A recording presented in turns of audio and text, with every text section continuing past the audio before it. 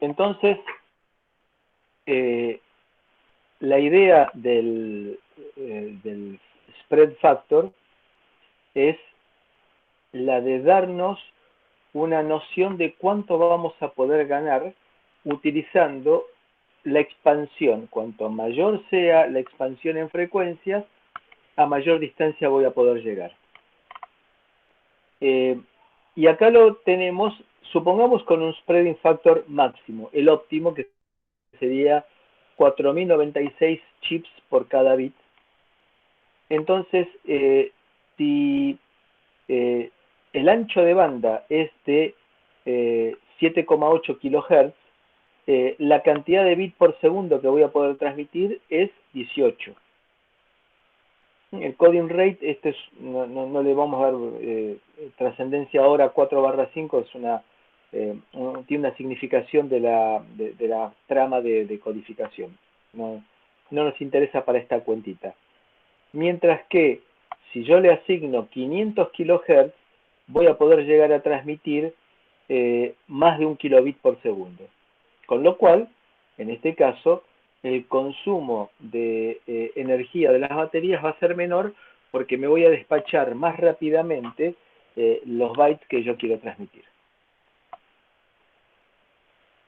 Entonces, vamos a poner un ejemplo para tratar de afirmarlo. Supongamos que el spreading code, el código de expansión, es 100,101. Entonces, el 0 va a estar representado por un -1, con lo cual el código de expansión va a ser 1, -1, -1, 1, -1, 1. Entonces, si esta es la señal que yo quiero transmitir de datos, el código expansor, y que se va a repetir, y esto es importante, se va a repetir a lo largo de cada bit, el mismo código se va a ir repitiendo. Al multiplicar, voy a tener, cuando tenga 1 en la señal original, me va a repetir el código de expansión. Mientras que cuando tenga -1 me va a aparecer invertido. Entonces, lo que llamamos nosotros mezclado es multiplicar la señal de datos por el código de expansión. Y ahora en el receptor, recibí esto, lo multiplico por el mismo código expansor que se va repitiendo y recupero la señal original. Bueno, entonces, el ensanchamiento de espectro baja la intermodulación, es decir, puedo transmitir simultáneamente a varios canales, mejor calidad de voz y de integridad de datos, si quiero transmitir voz en muy baja tasa de bits por segundo. Y aunque parezca algo paradójico, los rebotes, que es uno de los problemas que tenemos nosotros en las comunicaciones de radiofrecuencia, los rebotes, o lo que en la vieja televisión por antena, yo recuerdo a mi padre, al principio subido él a la terraza, y después invertimos los roles, subía yo a la terraza y él se quedaba abajo, y uno tenía que ir moviendo la antena buscando minimizar los rebotes y buscando la mayor señal posible. Aquí los rebotes benefician la comunicación, es decir, son beneficiosos. Y también los multicaminos. Por eso es que, aunque parezca paradójico, en ciudades como por ejemplo Tokio, se ha llegado, que es una ciudad muy densa, se ha llegado a tener distancias de comunicación del orden de los 3 kilómetros.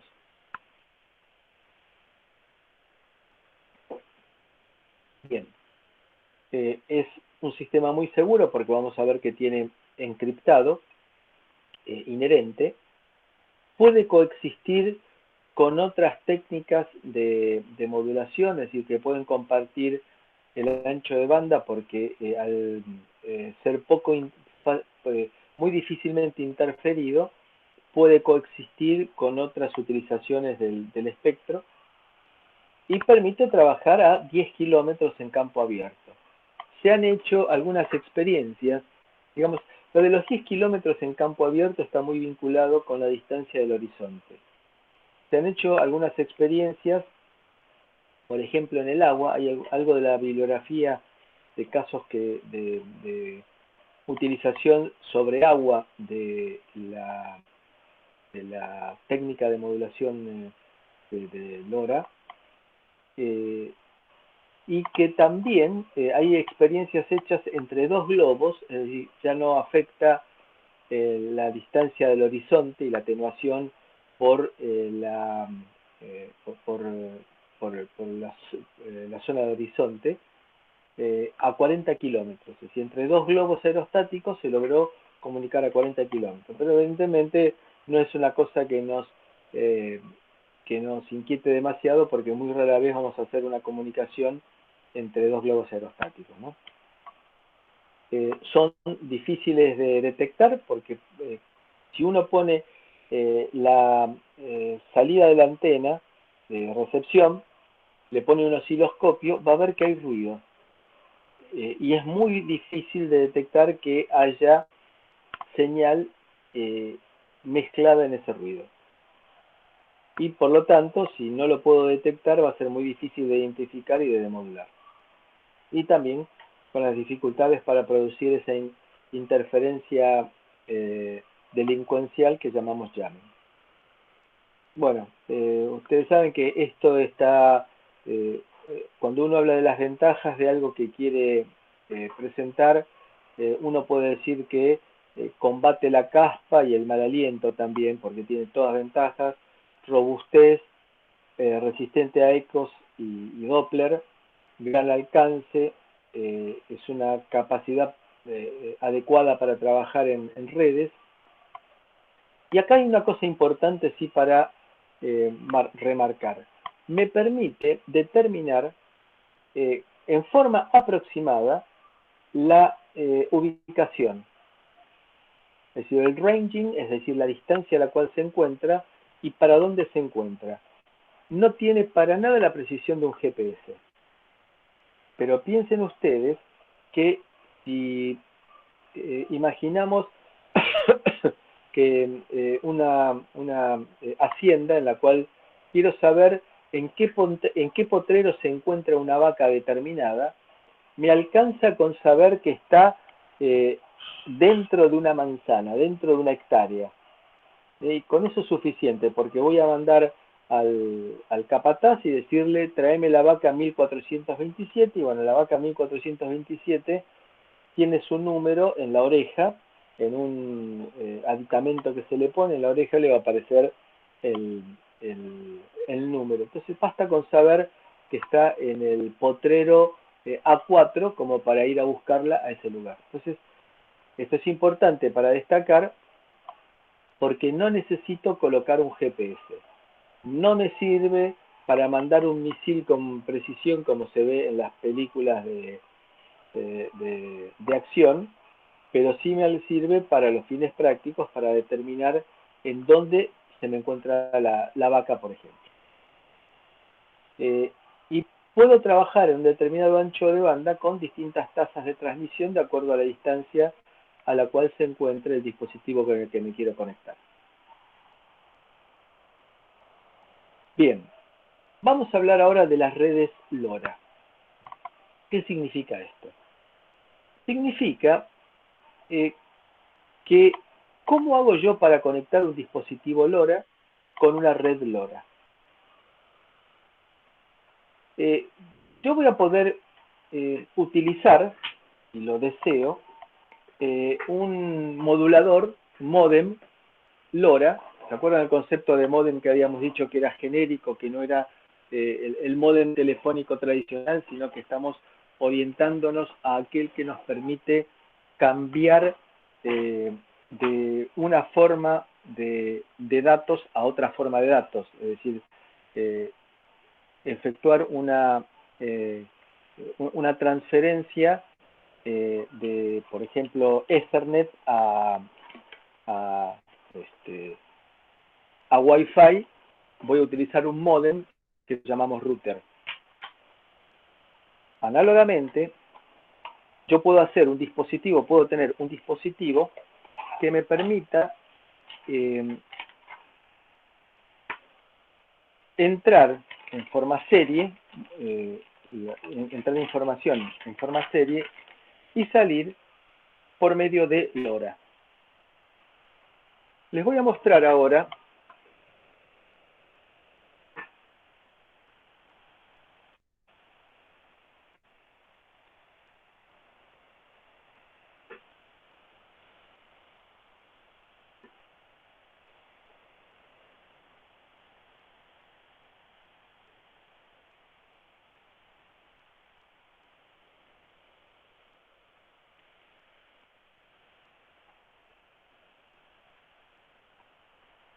por ejemplo, a ver,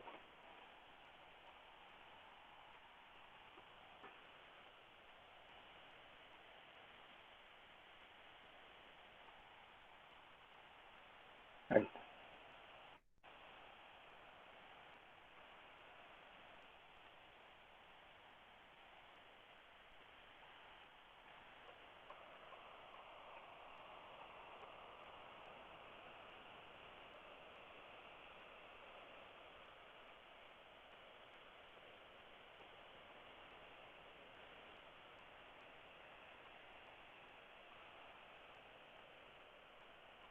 Acá está. Bien. Esto es un módulo LoRa.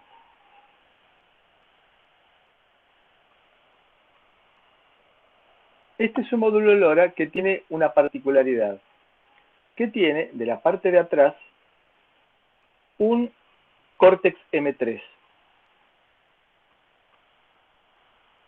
Este Cortex M3, que ustedes ven aquí, se utiliza como microcontrolador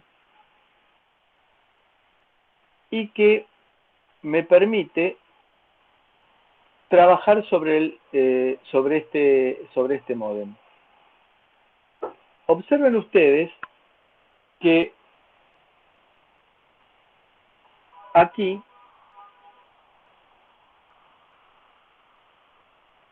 tengo un zócalo para conectar la antena. Y de este lado, tengo un conector USB. Es decir, que si yo lo conecto, me va a aparecer como un pendrive. Como si fuera un pendrive.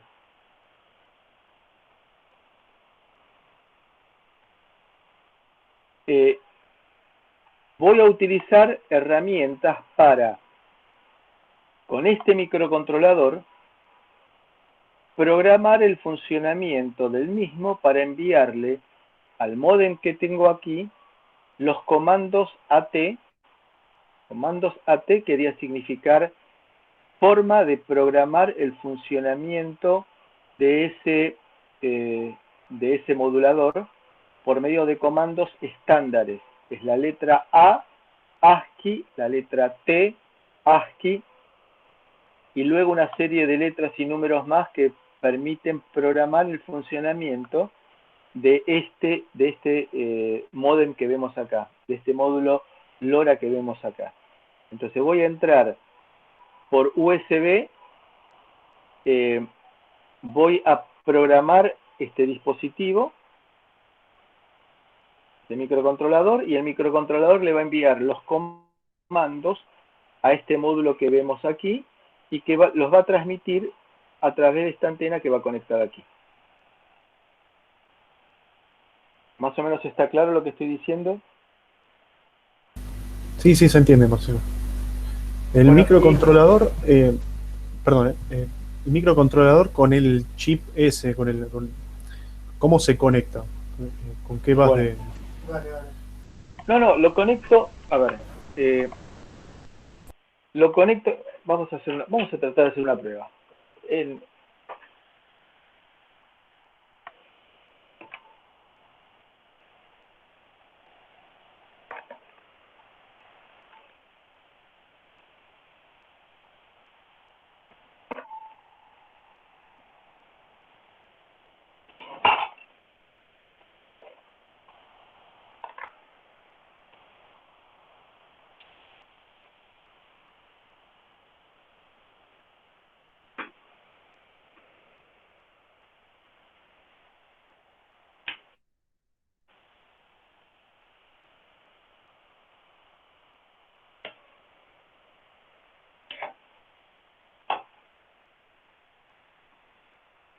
Fíjense lo que voy a hacer.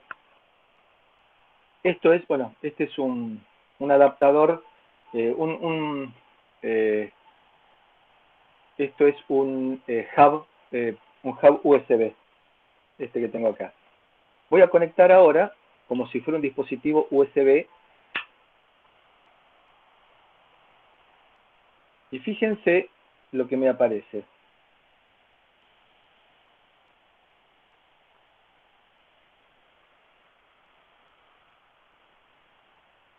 ¿Ven lo que aparece aquí? ¿Ven esto que me aparece aquí? Sí, aparece como un pendrive. Me aparece exactamente como un pendrive. Entonces, yo entro en un sitio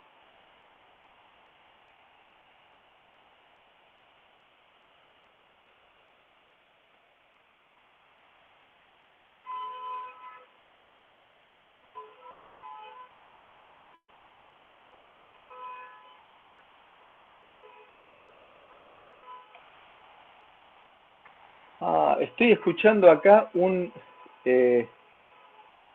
cacerolazo y unos bocinazos terribles en este momento y creo que entiendo lo que está pasando. Aquí enfrente de donde estoy yo es el departamento de Martín Báez. No me diga que lo tira ahí. Y parece, según lo que habíamos escuchado esta tarde, que iba a venir Lázaro Báez a vivir aquí.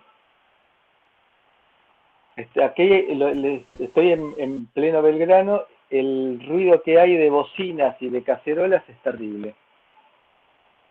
Bueno, entonces, al entrar en este lugar, lo que yo hago es, por ejemplo, bueno, el Embed Studio me permite a mí entrar y editar un programa en C, es decir, acá en este caso me da la posibilidad de bajarlo para Mac o para Windows, editar un código completo, compilarlo a distancia, si no tengo que descargar el compilador, sino que utilizo un compilador remoto, no tengo que preocuparme por el entorno de desarrollo, que es uno de los problemas que uno tiene, hacer que el entorno de desarrollo funcione adecuadamente, sino que tengo un entorno de desarrollo que me vincula con en forma remota, compilo, escribo mi programa en C, normal, lo compilo y me genera un archivo que me lo pone en el escritorio.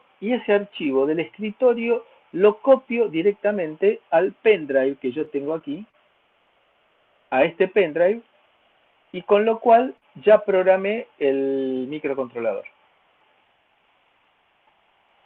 Sí, esta es la forma en la cual se trabaja. Una consulta. Sí. Para cargarle el programa al micro, ¿hay que presionar un botón de reset? No, ¿O directamente? no. Lo copio directamente como copio un archivo a un pendrive. Y después sí, para ejecutarlo, tengo que apretar el botoncito de reset que tiene el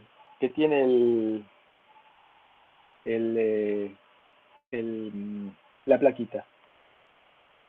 Así, esta plaquita, ahora vamos a volver a verla.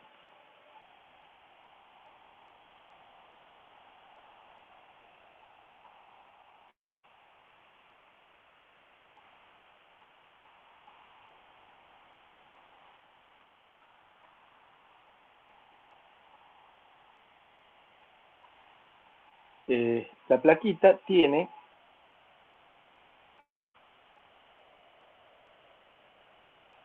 bueno, voy a sacarlo para hacerlo más fácil.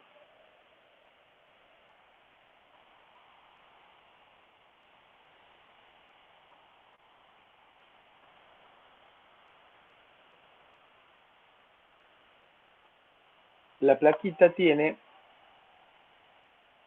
dos botoncitos, dos pulsadores. Este que ya está falseado, que le falta el botoncito propiamente dicho, este es el de reset, este de aquí. Entonces oprimo el pulsador de reset y ya se empieza a ejecutar el código que le había cargado anteriormente al microcontrolador. Y este pulsador que aparece acá, este botoncito, es un botoncito de prueba, es decir, lo puedo usar yo para generar alguna acción. Y tiene también un conjunto de LEDs, algunos de los cuales se utiliza para indicar que se está cargando el código, y el otro lo puedo utilizar para los fines que yo quiera, el tradicional Blinky, que vamos a probar siempre como primer programa. Y la otra cosa que les quiero mostrar es esto.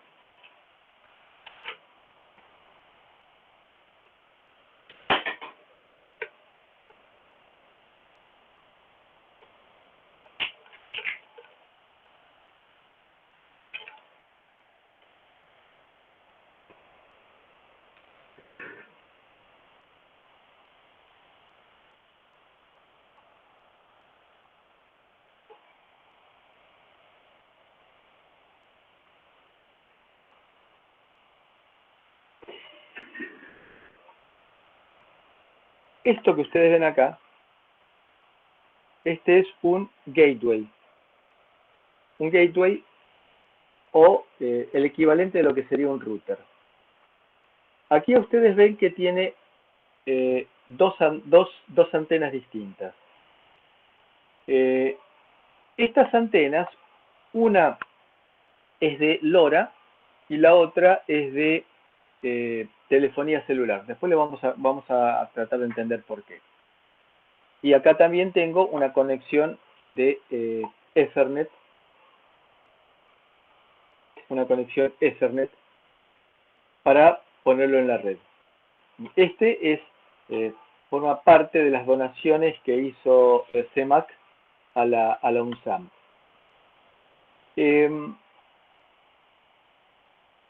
Este es un gateway, un router LoRa, si ustedes lo quieren llamar, que no es barato, cuesta más de $1000. Y a eso íbamos con lo que queríamos hacer. Nosotros podemos utilizar para el desarrollo este módulo. Después hay una versión similar a esta, pero que no tiene la interfaz USB, que hace que sea caro, porque todo lo que tiene incorporado ahí para poder programarlo vía USB y para hacer el desarrollo en forma fácil, porque fíjense, lo tengo que conectar como un pendrive nada más, después lo puedo implementar en la práctica como un dispositivo mucho más barato que este que vemos acá, y ese sería mi nodo. Este es el nodo que, vamos a ver enseguida ejemplos, que lo tengo en el medio del campo, o que lo tengo en la oreja de una vaca. Y este se tiene que comunicar con el gateway. La pregunta es, ¿ustedes pueden, para una aplicación de algo que están probando, comprarse un gateway que me cuesta $1000 para hacer una prueba? Es decir, mil y pico de dólares para hacer una prueba. Lo más probable es que no. Entonces, esto será el nodo, el dispositivo a distancia, el sensor en la oreja de la vaca, el sensor en la tierra de un sembrado en el cual quiero medir la humedad, y se va a comunicar con este gateway. Este gateway entonces recibirá comunicación por LoRa y la enviará, por ejemplo, por Ethernet, o bien la transferirá, por ejemplo, por telefonía celular. Esto es entonces una opción. En la parte de atrás, esto es un comentario aparte, en la parte de atrás ustedes ven que tiene unos modulitos en los cuales puedo conectar, por ejemplo, un módulo LoRa, o si quisiera un módulo de entrada y salida de datos, si quisiera tomar datos directamente sobre este gateway. ¿Alguna pregunta? Entonces, nodo por un lado, dispositivo remoto, gateway, que es el que me permite ir a internet o alguna forma, o una computadora en la cual recibo los datos, los almaceno y los proceso. No, ninguna duda, Marcelo. Bien.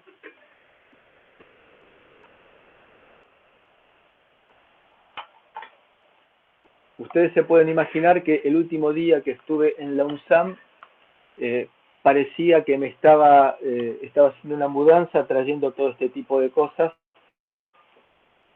Felizmente, ¿no? Es decir, a pesar que se suponía que iba a ser mucho más corto, felizmente traje todo esto para poder utilizarlo. Bien.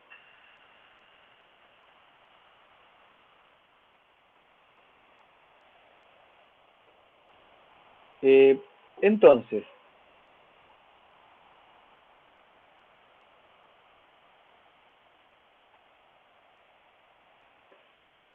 decíamos que para el caso en el cual yo no quiera invertir 1000 y pico de dólares en un router y probar si el nodo que estoy diseñando funciona o no, puedo utilizar una conexión pública. Es decir, una conexión que me la provee una empresa. En nuestro país esa empresa se llama YEAP, Y-E-A-P, y que por medio de una suscripción similar a lo que pasa con telefonía celular, me vende el servicio, me alquila el servicio, me presta el servicio. Entonces, en lugar de conectarme a mi gateway, me conecto al gateway de esta empresa, me conecto al gateway de YEP y trabajo sin tener que preocuparme por el gateway. Eso me da una inversión de capital menor, no tengo que pagar el gateway, pero claro, estoy atado al proveedor. Y si el proveedor no tiene cobertura en la zona en la cual yo vivo, estoy en un problema. Entonces, esto es rápido porque contrato la conexión pública de YEP, en este ejemplo, y estoy transmitiendo datos en forma inmediata. En pocas horas estoy transmitiendo datos. Y estos datos que estoy tomando, por ejemplo, al tratarse de un microcontrolador, puedo tomar datos de temperatura y guardarlos en una página web o mandarlos a una aplicación celular. Entonces puedo estar tomando datos en forma remota de la temperatura en algún determinado lugar. Hay otra opción que es la privada. Es decir, para entender empresa vayamos a privada. Entonces la privada es yo armo mi propia red. Caso típico, el de la hacienda que habíamos mencionado antes. Tengo un casco de estancia, en la cual en el techo de la estancia pongo una antena que va conectada, una antena exterior que va conectada al gateway, y la antena la conecto al gateway y el gateway lo conecto a mi computadora. Es decir, no necesito conexión de internet. Lo conecto a mi computadora y en la computadora tendré una aplicación que va a ir tomando los datos de la temperatura de las vacas, por ejemplo. Entonces iré preguntando, vaca 0001, ¿qué temperatura tenés?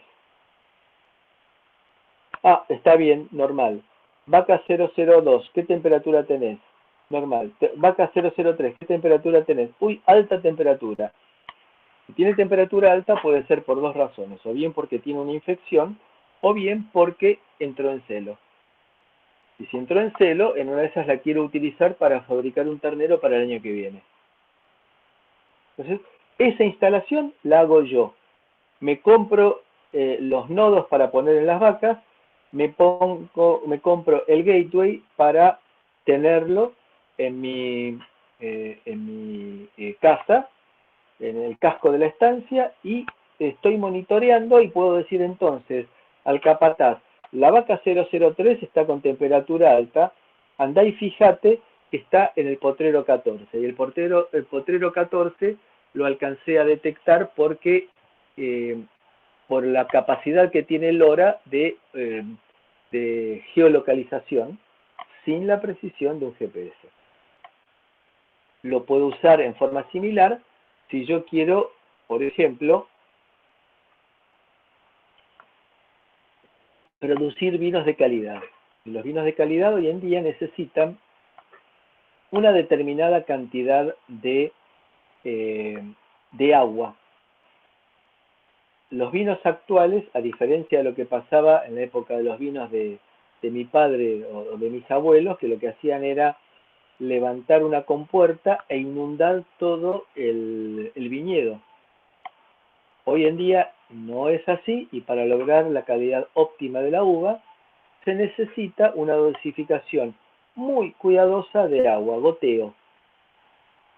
Para lo cual entonces voy a poner sensores que me midan la humedad del suelo, y entonces en base a la humedad del suelo abriré electroválvulas o no las abriré.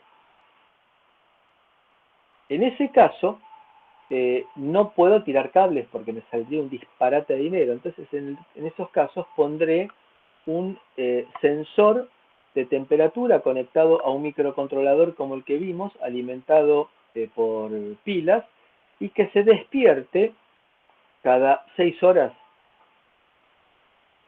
y de esa manera me transmite los datos cada 6 horas al gateway, e iré tomando decisiones de que ahora me conviene abrir la electroválvula del sector A4 del Cabernet Sauvignon, y después mañana me va a convenir abrir la electroválvula del sector B5 de Malbec, y pasado mañana, y así sucesivamente voy haciendo el riego muy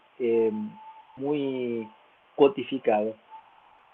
Lo importante de esto es que esa estructura es privada, es exclusivamente mía. No tengo que pagarle nada a nadie, salvo al proveedor de los equipos. Acá lo que tengo que hacer es una inversión de capital bastante baja, porque pensemos que para una hacienda, para un viñedo, comprarme un gateway, el gateway para poner en el exterior, como el que tenemos nosotros en la UNSAM, colocada en el Labocluster, que tenemos otro gateway donado por CEMAC y que es exterior. Ahí el costo es del orden de los 2.000 y pico de dólares, pero está encerrado en un compartimiento estanco, es decir, que se banca perfectamente la intemperie, y ahí está conectado a internet desde ahí mismo. Bien, entonces esa es la configuración privada. La configuración intermedia, que es la empresa o enterprise, es el caso típico justamente de la UNSAM. Nosotros ponemos en la UNSAM un nodo central, y todos los laboratorios que quieran hacer uso de LoRa tienen que conectarse con esa antena. Entonces, es una antena para toda la empresa, a diferencia de una antena para mi estancia, una antena para mi viñedo. Acá es una antena para toda la empresa, en la cual voy a tener que hacer una inversión moderadamente baja, porque no estamos hablando de decenas de miles de dólares, sino que estamos hablando de miles de dólares, y tengo la posibilidad de transmitir, por ejemplo, resultados de experimentos, y que de ahí vayan de cualquier edificio, y de que ahí vayan a parar a un teléfono celular. Entonces se puede llegar a dar cuenta alguien que está trabajando sobre algún experimento en particular, se puede dar cuenta que se cortó la energía eléctrica en el edificio, por ejemplo. Estas son las 3 formas en las cuales puedo encarar la red LoRa. ¿Alguna pregunta? No, ninguna. Bien, la tecnología está migrando paulatinamente de lo que era conexión por telefonía celular, pero acá cuando hablamos de telefonía celular estamos hablando de la vieja telefonía celular, que era GPRS, es decir, que era con muy alto consumo y con baja tasa de transferencia de datos. Y estamos migrando paulatinamente a LPWAN en, por ejemplo, la parte de equipamiento industrial, equipamiento médico, y luego todo, ciudades inteligentes, servicios públicos, equipamiento médico, agricultura inteligente. En el tema de ciudades inteligentes tenemos mucho para trabajar. Es un campo fértil en el cual recién estamos empezando en nuestro país a dar los primeros pasos. Yo mencioné antes el estacionamiento inteligente, ese ejemplo que habíamos visto hace un tiempo de Internet de las Cosas, en el cual me avisan en qué lugar hay un lugar para estacionar y no tengo que estar dando vueltas yo. Estamos arrancando con eso, estamos arrancando con que las luminarias con un zócalo inteligente me avisen cuando se quemó una luminaria o cuando está encendida una luminaria fuera de horario.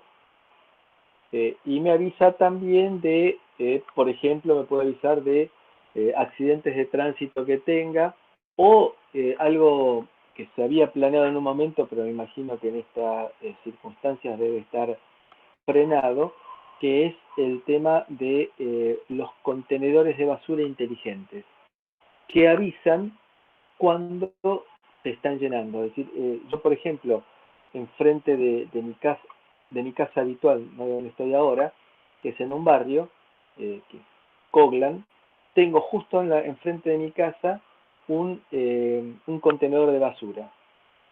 Ese contenedor de basura, como son todas casas bajas, se llenará con 4 o 5 bolsas, es decir, que mandarlo a retirar todos los días es un desperdicio de servicio. Y como todo ese barrio es barrio de casas bajas, se podría hacer un análisis de cuándo se está logrando en un solo viaje llenar el camión. Entonces, en lugar de pasar todos los días, podría pasar cada 3 días. Bueno, en verano sería un poco más complicado, pero con eso sería suficiente. De esa manera actuaría en forma inteligente. Entonces, LoRa permite coexistir con otras técnicas de modulación sin que se interfieran mutuamente. Entonces, el chip spreading me permite a mí trabajar con redundancia y al mismo tiempo ser muy inmune al ruido. Bien, vamos a otro tema que esto es un poco más conflictivo. LoRa pretende utilizarse sin necesidad de pedir licencia en bandas que sean de libre disponibilidad. Libre disponibilidad quiere significar las que se llaman habitualmente ISM, Instrumentación Científicas y Médicas. En Europa, por ejemplo, es una banda que está en 868 MHz. En Asia es una banda que está en 433 MHz. Y en nuestro país estaba en una banda que estaba en 915 MHz. Esa banda es libre, es decir, que esa banda puede llegar a utilizarla cualquiera sin pedir permiso, respetando ciertas normas en cuanto a potencia disponible. No puedo poner en esa zona un transmisor de 100 kilowatts. Hace unos años, esa banda se asignó a Nextel, una parte de esa banda. Nosotros teníamos una banda que iba desde 902 MHz hasta 98 MHz. Perdón, dije mal. 902 MHz a 928 MHz. Con la frecuencia central en 915. Esa es la banda americana. La banda de 902 a 914 MHz se le asignó hace unos años a Nextel. Nextel desapareció. Entonces, no se sabe en qué estado se encuentra esa banda en la actualidad.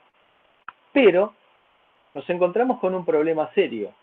que aquellos que estaban trabajando de acuerdo con la norma americana de ancho de bandas asignadas para LoRa, se encontraron con la dificultad que tenían que hacer un recálculo, porque esa banda iba a estar compartida con Nextel. Y si Nextel tenía una antena cerca de donde nosotros estuviéramos, nos iba a tapar la transmisión que hiciéramos. En ese momento hubo una situación que era bastante riesgosa. Se estuvo intentando comprar en aquella época equipamiento ferroviario alemán. Y como en Europa la banda de 915 MHz está asignada a comunicación, es una banda que no es libre, sino que está licenciada, teníamos el riesgo de que esos trenes alemanes transmitieran información en la banda que iba de 915 a 928 MHz, con lo cual la banda que iba de 902 a 928 MHz iba a estar totalmente utilizada, completamente utilizada. Por lo cual, se hizo un movimiento bastante importante en el cual nuestra universidad tuvo la voz cantante, hicimos una presentación ante el ENACOM, el Internacional de Comunicaciones, y logramos que se asignara a LoRa y a todo lo que fuera LP1 de estas características, no celular, la banda de 915 a 928 MHz, que felizmente es la banda asignada a Australia. Allí trabaja Australia, con lo cual no nos quedamos fuera del mapa mundial, porque si no hubiéramos tenido que caer en algo así como lo que fue en la época de la televisión analógica, PAL-N. Era una versión exclusivamente para la Argentina. Lo que pasa que se creó esa versión de televisión propia para la Argentina porque se justificaba, porque eran millones de televisores que se iban a vender y el costo de un televisor es mucho mayor que el costo de la plaquetita que les mostré antes. Ese era el riesgo que se corría. Hoy en día estamos utilizando la banda australiana. Ahora, ¿qué fue lo que perdimos? Lo que perdimos fue cantidad de canales disponibles. Fíjense ustedes que en el rango de 902 a 915 MHz teníamos 64 canales más 8 de subida de datos. Y en la banda de 923 MHz teníamos 8 canales de bajada de datos. ¿Por qué es esta discriminación que se hace? Porque el nodo que estamos nosotros inventando para medir la temperatura de la vaca, fundamentalmente transmite datos, no recibe datos. Por lo tanto, se le da mucha preponderancia a la subida de datos, desde subida y bajada de datos desde el punto de vista del nodo a distancia. Entonces, perdemos parte de todos estos canales que estábamos asignando. Porque vamos a tener que compactar todo esto que era la norma americana, que era muy amplia, solamente en la banda de 915 a 928 MHz. De cualquier manera, el que había comprado módulos americanos no perdió la inversión, porque lo único que hay que hacer es descargar un firmware que me convierte los módulos americanos a módulos australianos. Es un SDR, un Software Defined Radio, que me permite reprogramar la frecuencia de trabajo y el mismo módulo lo puedo reprogramar si quiero para trabajar en la banda europea, solamente por medio de firmware. Entonces, nosotros acá lo que teníamos era 64 canales de 125 kHz para subida de datos, 8 canales de 500 kHz para subida de datos también, y 8 canales de 500 kHz para descarga de datos. Con lo cual, entonces, estamos agrupando y perdiendo canales disponibles al trabajar solamente en la banda de 815 a 828 MHz.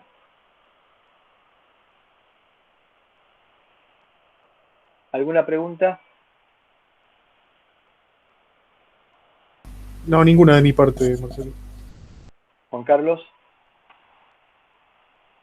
Creo que se le desconectó la... Recién. Me parece que se Bueno. le cayó.